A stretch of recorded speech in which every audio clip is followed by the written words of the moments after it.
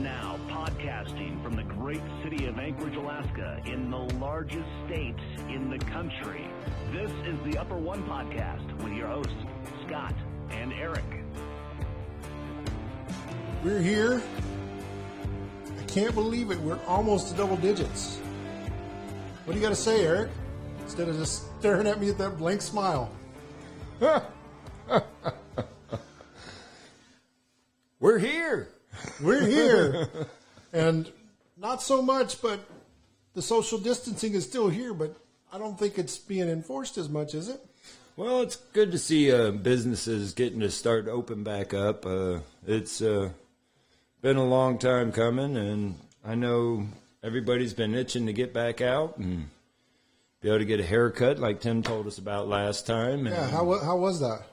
It was, it went smooth. Eric's dying to ask. I drove by there today, and there was one car in the front. Eric's dying to ask. And any wardrobe malfunctions? No wardrobe malfunctions. The owner of the shop hired her daughter-in-law to be the receptionist, and the way they're doing it is that they're having people come up to the door. She meets them at the door.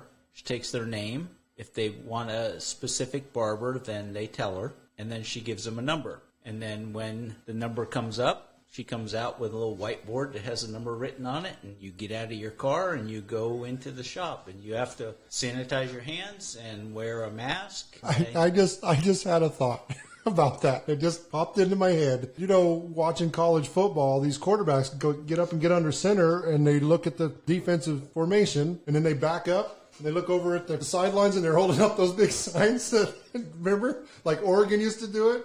That's what that reminded me of. Anyway, so they still do that, but well, yeah, I know, even so. But I went last week, and I went up there. I gave them my name, the specific barber. I told them, and they gave me number 7. Lucky number 7. And then I went and sat in my truck, and then within like 2 minutes, she came out and held up number 6. They had 3 barbers working that morning, so I just waited, and then they came out and they held up number 8. Because somebody else was done first. The owner cuts my hair. Well, I've had other ones do it, and I just don't like the way they do it, so I wait for her. I don't remember what day of the week it was earlier this week that my wife came to get her nails done, and they kind of did the same thing, except for they just text you when you're ready, and then you meet them at the door. So, yeah. But before we move on, I wanted to say we just had May 6th, so we had May the 4th be with you, and then we had Cinco de Mayo.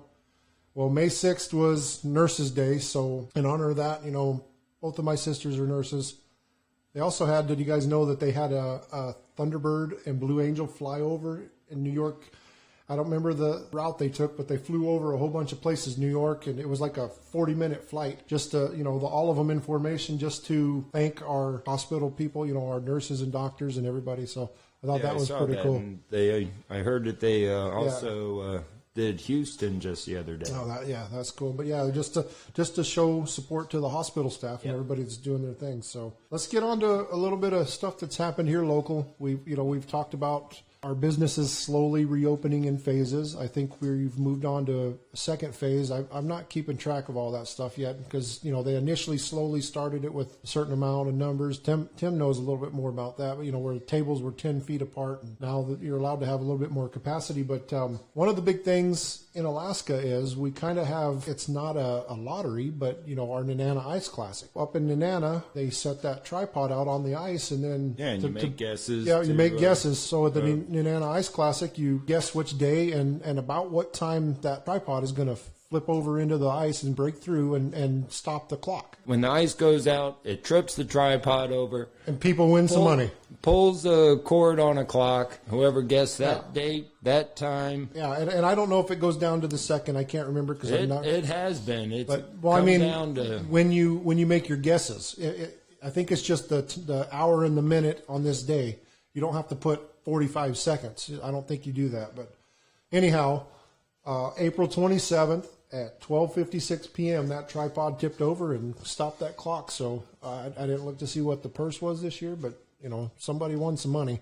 It's kind of like our lottery. What is it? Usually 100,000 or so? It's been a couple $100,000. I've seen it I've seen that purse as high as $300,000 in the past. But I think those lottery tickets are $5 each when everybody buys them. So another thing that happened, it was a cargo plane going from Seattle to Taipei. They had to divert it to Anchorage because there was a bomb threat on it. So they closed our airport down. They diverted all of our flights coming to Anchorage to Fairbanks, and they landed this plane, and they found out that they found no explosive device on this airplane. So I don't remember how long the airport was closed down, but that's something you don't see every day at an international airport. I got a trivia question for you guys. Do you guys know why FDR is on the dime? Tim might know it. I don't know if Eric would. Yeah, I'm going to leave this one for Tim. Like I said, he's the genius in the family. What do you think, Tim? I do not know that. Okay, so I figured maybe he was the only one with a small enough head that would fit on there. He created a foundation to fight polio. There was a comedian named Eddie Cantor who had the idea, why doesn't everybody in America mail just one dime to Washington, D.C. to this foundation? America sent 2,680,000 dimes to Washington, D.C. So because of that being the polio foundation with FDR, that's why Roosevelt's head, is on the dime. And then I think that foundation later became known as the March of Dimes. Yes, and I will retain that. So if that question ever comes up in a trivia game, Where's Chris when we need him? Because he probably knows it. Tim will remember that. Moving on. Eric, what do we got coming up? Well, I just wanted to back up a little bit to what we were talking about, the businesses opening up. Unfortunately, we're losing a couple long-standing businesses up here in Alaska that just couldn't survive. Yep, and one of them is shut down. One of them is a place that you and I have been to tons, and it's kind of dear to our heart. I can't say that I'm too happy about it, but Yeah, the Last Frontier Bar. I remember moving here in '95, and you and I had a couple of firsts at that bar. Yeah, '96. I started teaching dance classes there. Oh, yeah. Oh, Did you just forget? Hey, I needed a little reminder there. I'm sorry. She wasn't in the room, so I couldn't remember. No, I met my wife there. Kind of ashamed to see that closed down, and having been friends with Hutchie, that originally owned the bar. And then to Larry and Carol. Yep. That I learned a lot from. I had a couple of firsts there also. I had never country danced, and my first ever country dance was a two-step on that dance floor. And also, I had my first ever legal beer with my dad in that bar. I can't say I'm going to shed a tear that it's being gone, because the location to me is just not business savvy, but I spent many nights, and I did used to work. That was my first bouncing job at that bar also. So, and Rhonda asked me, is there one part of it when Ivan was talking about selling everything, and she asked me, well, isn't there anything in there you would want? And I said, the one part I want is Hutchie's I'd plaque. love to cut out that section that said Hutchie's seat. Reserved for Hutchie. Yeah. Yep. Well, it wasn't his seat. He always stood and held the end of that bar up right there. That was so that would have been the one thing that I'd have loved to have gotten from out of there. Well, I have something that I can remember that I think that was the first time I was ever the designated driver to drive Eric home. What night was this? The first time. Was this possibly also your first time you ever did karaoke? Yes, remember that? I convinced him to go up there and do karaoke. You got him back. You told something that Tim didn't want anybody to hear. There we Just go. like a previous little story that you didn't like to hear. It'll never happen again. But I convinced them to go up there and do karaoke, and we went up there and we started singing, and then I started lip syncing, and it was just Tim singing. I think we sang something by Clint Black. We did. Actually, that was I think the first time I've ever sang karaoke in a bar was there too. I don't know, but it was funny. Well, it was if I funny. could to have gotten Tim up there to sing was that was a feat in itself, right? I wasn't the designated driver that night. So, well, speaking of the stuff he's selling in there, if I could go up there right now, there was one piece of wall art I think that I would like to have, and and it actually would be nice to have in here to put up on the wall, but it's going to take up some spaces at Kevin Harvick Budweiser hood. Just because, you know, it was the 29, and NASCAR. It was Harvick and it was Budweiser, but It's Harvick. speaking of We can NASCAR. lead right into it. We gotta Okay. We gotta remember one last place. Oh, Mama yep. O's Yep. is a restaurant that is been up here for 40+ years, And they they're could not closing they down could not also. sustain this shutdown, so they're shutting down. And that's a shame. Yep, I almost forgot about them, Mama O's. You know, I'm sure that all across America, there's probably lots of small businesses that are suffering a lot of loss from this whole shutdown. And, you know, we're pretty fortunate in Alaska because we're one of the states that has the fewest cases. So That probably is the reason why we opened up, because I just seen, I think Texas is just starting to open up this week or maybe Monday. Speaking of the barbershop, I don't know if you guys saw, there was a hairdresser down in Texas. She opened back up a day early, and they threw her in jail. I thought I heard something about she was doing it through her home, and she wasn't supposed to. I don't know if this was the same gal. What I read was they were opening up one day, and she had opened up a day early, and they threw her. And maybe she was working out of her home up until then. I don't know. I didn't read that, but they threw her in jail, and their Texas Supreme Court just let her out yesterday. So, you know, for all this stuff that's going on, but last time I looked, we were still the land of the free. exactly. Yeah. Exactly. I want to say you're absolutely right.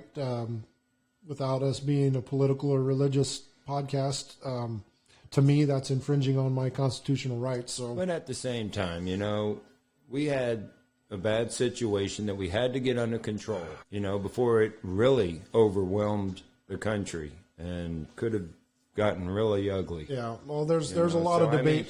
There's a lot of debate with that, and like I said, without risking us getting into political or religious views on these subjects, I think we should just leave that at that. And There we I go. think you're right. But And one last... going back to the NASCAR hood, we should just lead right into that. I tried. Well, I but want- I keep getting cut off. I want to put one more plug overruling in. them. There's two against one. I want to put one more plug in. It sounds like Nevada's getting ready to open up back up. Yep. So any of you guys, you're down in the Nevada area, you want to have a wonderful day kayaking on the river down there, go see Blazing Paddles, man. They will show you one heck of a good time. They got half-day tours, they got full-day tours. As soon as they open up, take the time, go enjoy yourself on the river. And they'll put the little novice kayaker in the biggest, widest kayak, so Eric don't flip over and drown. Hey, I couldn't believe they put my wife in with me. I'm like, oh, my Lord, I thought sure she was going to flip us. She's been wanting to drown you for a long time. So she was probably flipping something. She was probably been sitting in that front seat flipping that paddle and splashing Eric. There was a little bit of that. But So that's went both Blazing ways. Paddles. Yep, right there in Las Vegas, Nevada. Check them out. They'll Get a lot of fresh air. This is not a paid advertisement for Blazing Paddles. This is a family discount. I don't know about any discounts, but you'll have a good time. absolutely. All So right. now you want to get on to NASCAR. Yes, we've talked about it. This is one of our passions, and with everything starting back up, we talked about the WWE being an essential business in Florida. Well, our big social essential business sporting event is opening back up. Yep. North Carolina deemed NASCAR to be an essential business. So, unfortunately, that's going to be a limited revised schedule, but starting May 17th, it looks like there's going to be a 400-miler, 3:30 p.m. Eastern Time on Fox. They're going to start the Cup Series up at Darlington. There you go. And I did read something, and I don't know if it's that one or if it's the other one on May 20th that they moved from Chicagoland, because Chicagoland was supposed to be in there somewhere, but they moved it. So we're going to have, looks like 1, 2, 3, Like 11 races. 3. Right now, what I'm seeing is 3 races in Darlington. There's 2 Cup Series and an Xfinity Series. And then we're going to get 4 races in Charlotte and 1 Xfinity, 1 Gander truck, and 2 Cups.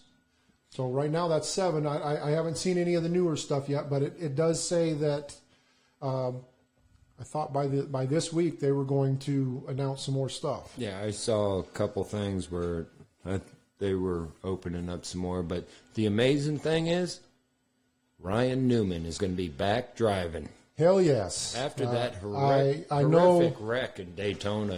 It seems, and I haven't heard the extent of his injury. I know it was like a brain bruise or something. Something. Isn't that a concussion? Well, I would say so. I would say that's a concussion, but I'm sure, with this time off he's had, because he missed 3 races and then they shut everything down, right? Yeah. So he's had time off, and I'm sure he's been seeing neurologists and some of these other people. I can't speak for that, but I would think he had plenty of time to do that. Yeah, but it's just amazing to have walked away from that. Exactly. Myself, I'd be like, I'm done. Hey, I walked away from this. I'm done. I've had a great career. I think I've done enough that I think he's done enough to make it to the NASCAR Hall of Fame. I mean, I think so too. He's a NASCAR champion. And you look at back in when he first came out, they called him the Rocket Man. He's won more poles.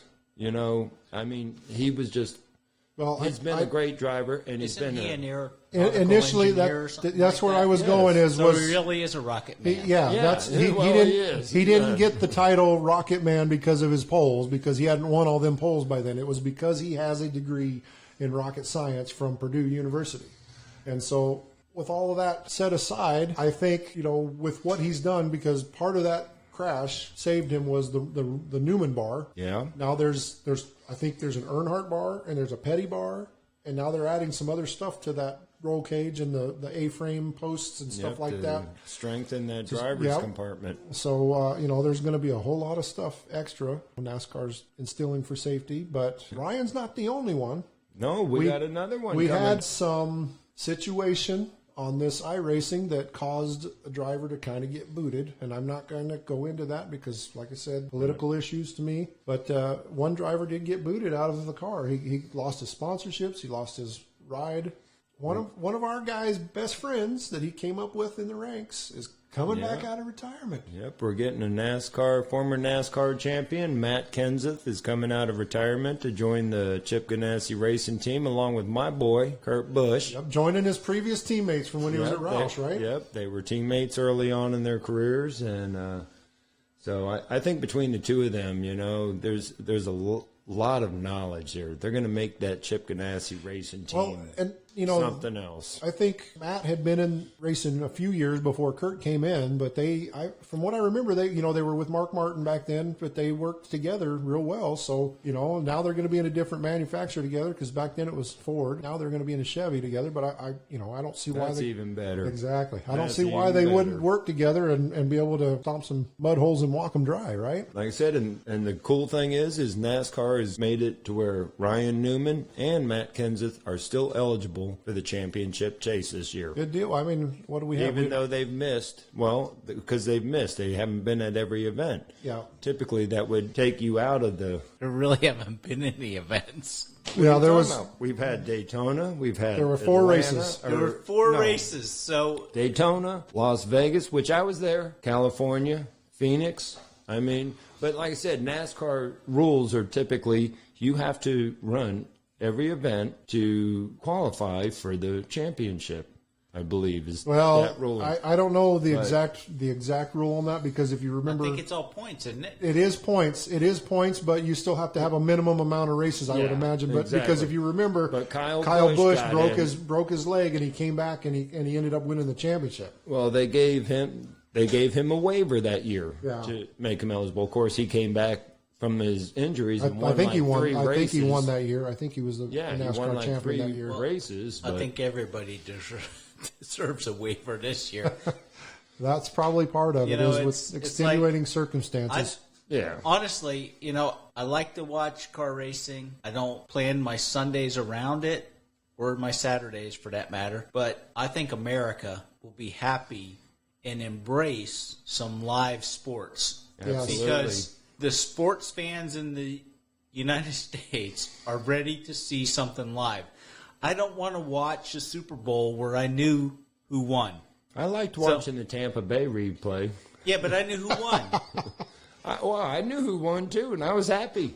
But, Every time I rewatch it, I'm happy. They're replaying all the old games, and, you can't watch every baseball game if you're a baseball fan, or every basketball or hockey or even football games. But to just see something live where you don't know what the outcome's going to be, people are going to watch it. Even if they're not big racing fans. They're going to say, somebody's going to want something to do now. I want to watch it. I want to watch something that's live. I'm tired of watching reruns and old movies.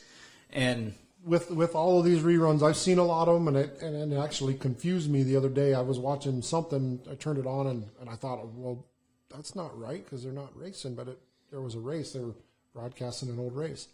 But one thing that is on that's not new is The Last Dance, and what they did was they followed the 97 Bulls through that last, that sixth championship that year, and they had the video cameras everywhere, and it's a 10-part series, and they've been going back and forth, and basically it's Michael Jordan's career, you know, and I'm watching that because he's my favorite ever. He's always going to be my favorite, and I'll even watch those episodes back to back to back to back.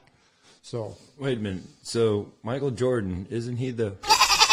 I had to throw that at you. I was waiting for something, but yes, I had to throw that. Very much, he is the GOAT. It's not like I glue myself to the TV. And I don't if know. I'm going to watch a sporting event, I want to not know who's going to win. I agree. I agree with you 100%. I'll watch an old movie over and over and over again. But but I don't want to watch sports and know who's going to win. Yeah. Well, I haven't looked into it any further, but I'm assuming there's still going to be some Major League Baseball, or have they decided I've heard anything? that they are going to. I think of course, it's going to be an abbreviated season, and some of what I heard was that they were going to play. If you're train in Florida, that's who you're going to play. If you train in Arizona, that's who you're going to play. So they're going to realign them all, but who knows? Well, since we're on that subject of baseball, the major leagues and stuff being on TV, going back to local, I did a little research, and it looks like the Alaska Baseball League is going to go through. They're going to start their first games on the 29th, and then as for the rest of the season, they will have made their final decision on the June 29th, and then they will make their final decision of how the Baseball League goes by the 21st of May. So we're going to have some baseball in Alaska, too. Wait a minute. You said that they're going to start? As of right now, there is a baseball season, Alaska Baseball League season. Yes, and I heard that. They're looking the first games will start June 29th. But and I did see a 5-week schedule. I didn't look to see how it was, but I know that they're going to make their final decision on how the rest of the season or whatever goes by the 21st of May. So the bottom line is we will have some local baseball here, too. Yeah, and didn't I hear about one team, though, that folded? It was the Fairbanks team because it's got the Bucks, the Pilots, the Chinooks, the Miners, and the Oilers. So we don't have a Fairbanks team no more. The Gold Panners. Yep. 27 days, and then we'll have some baseball. But there is one thing we need to talk about. Tim kind of told the barber story again, but we let everybody know we were going to talk about a certain delicacy we had. Well, it wasn't a delicacy, but it was. It was pretty good. Dang good. Pretty good. So we talked about all the cooking last time, and there was one specific thing I was looking forward to. We were supposed to wait and try them right here on the show, but we cheated. Well, I don't know about you, but my taste buds can remember. I remember them too. Oh, I remember it. So we did a little get together. Tim and his wife, myself and my wife, Eric and Rhonda and Danica. So we were still under the limit. Oh, yes. Well, we technically were still way under the limit because I had my kids over here too, but they were all out playing. So we're still under the limit. I think actually we still had 10. So between all of us, we still had 9. Okay, so we had a dinner. And it was maybe a little pre-Cinco de Mayo because we It talked was about Cinco de Dos. Cinco de Dos. Yes. So we had talked about Tim making, what do you call them? Jalapeno popper onion rings. They were, yes. Okay. Jalapeno popper onion rings. And I don't know how we got onto it, but maybe it was because I had said my wife is the best cook in the world, and I've already apologized to my mom for that. But Shanna came home, and we put together the enchiladas. She had to fry the sopapillas at home, but we kind of had our Mexican night. Dos de mayo. Yeah, so you guys were already here when we showed up, and the first thing we did was we brought our food in and set them down, and Nia pointed out, there they are. So that was the first thing. I don't even think I touched anything else. I reached right in and grabbed one, and I gotta say, It's still been warm. yeah, I think they were a little bit warm, but I do gotta say I'm not, and this is not a knock on them, but they were different than what I was expecting. They weren't as spicy. Well, to me, Because they have jalapeno in them. Usually you expect them to be hot. let me just explain to you guys. You guys know I'm from New Mexico. I grew up. Matter of fact, as a kid, when we went to the restaurants, they asked, "Do you want red or green?" And I would always ask which one was hotter as a kid because I didn't want the hot. But as I grew older, my taste buds said, "Screw it, give me the hot." So so when I say it's hot to me, it's probably going to burn the hell out of somebody else's mouth. If you guys say it's hot, it's probably not going to burn me. So there was some jalapeno flavor in them. I wasn't really expecting them to be hot, but it just for some reason maybe I was anticipating something different than what I got. But the bottom line is, like I said, is not a knock. They were fabulous. Having the bacon and the onion, especially with that panko, it kind of blew me away. And I would rather wait till the next time to get them right hot out of the oven. But like I said, they weren't in the oven.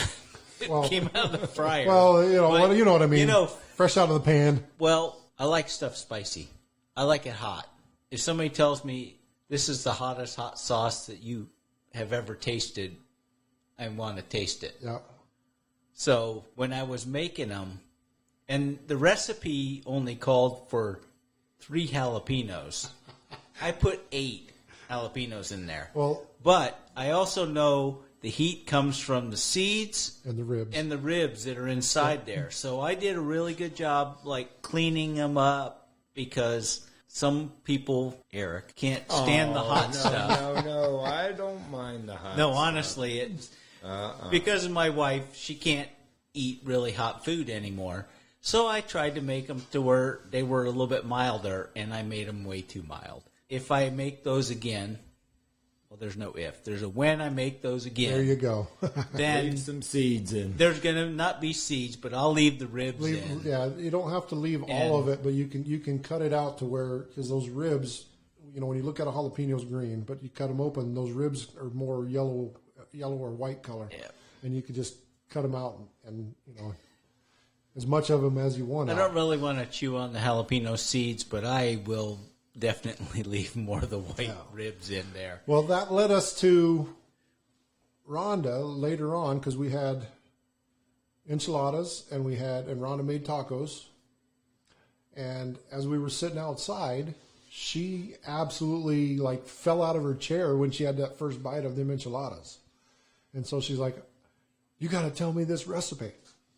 And her and Shanna, whatever they were saying back together, says, "Well, I'll just come over next time whenever you're making them." And I said, "It's not hard." But I guess the enchiladas went over real well. And then there was the sopapillas. Shanna wasn't too thrilled with them just because she had to come home from work and basically kind of rush making them. But I just want to know what you guys thought. Were they anything close to how I described them with the honey and all that? I think they were good. I didn't put honey on the first one. They had a little cinnamon on them. No. No? Nope. She just pulled them right out of the oil. Yeah. And, Well, I put honey on the second one, and it was good. yeah. And enchiladas were good too. Yeah, that's But It was a good evening of eating. It's like, so the cookies that we talked about. Everybody's asking me about them, and I said, look online for the recipe. They're wanting you to bring them some. I want the recipe. And I said, look online. You can find 5 or 6 right off the bat. But then the leftover onions I brought to work, and I just heated them up in the oven. Yeah, he took them from here. Ron and I was looking for a couple the next day, and we're like, where'd they go? He took them all home. I got so much flack for not bringing any cookies to work that I had to bring something the next time because Ania posted on Facebook. So Tim gets the whiny crybabies coworkers for not bringing food, and Eric gets whiny crying coworkers for losing their hunting season. Yep, something like that. Well, with that being said, for now, I think we're good. We told everybody we were going to talk about them onion rings, and we got a little... They were good. Okay, so awesome. Rhonda came up with something else that she found and tagged me on Facebook, and that's a Philly cheesesteak egg roll. And then she said, "You're going to make those, right?" I'm like, what? Well, then I think we need to have a buffet-style dinner some night. And just somebody pick something, and you kind of get a little buffet out of it and see where things go and how it goes over. Well, then I don't even want to bring up the tequila buttercream cake that Linnea tagged me with this afternoon. Oh, tequila? It has to be good. I think Eric and I need refills on the beer. Tim needs a refill. Tim probably does too. This episode is not financially sponsored by Budweiser or Odd Man Rush, but that's what we're refilling. With that being said, the foothills of the Chugach Mountains are a little bit brown and going to be green, and I think we're going to call it a night. Summer's coming. Summer's coming. That's a Clint Black song, too. That's it. All right, for Eric and Tim, this is Scott, Upper One Podcast. We'll see you next time.